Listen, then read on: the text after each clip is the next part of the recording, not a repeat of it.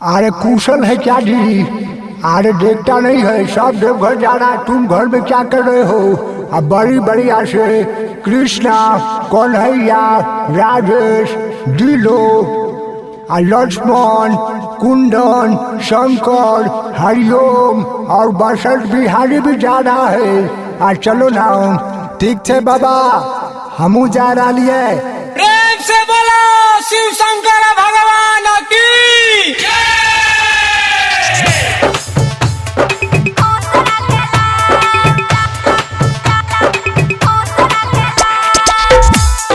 Music by Riya studio Khagaria.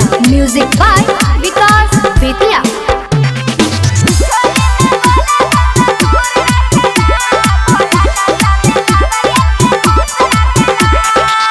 खूबे साबनाई बरसात रे, देवघर जाए मन तरसात रे। खूबे साबनाई बरसात रे, देवघर जाए मन तरसात रे। सुनी न देखी न नजारा बड़ी निक लगेला।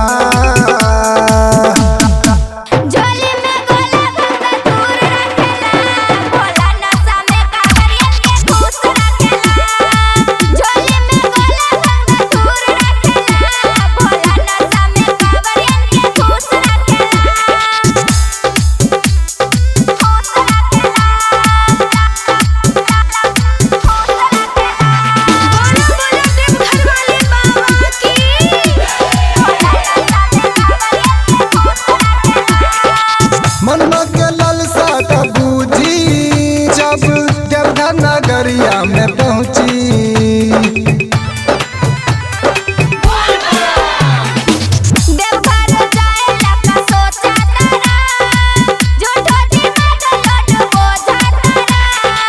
ऐसन मनमा में कोनो हम दुख रख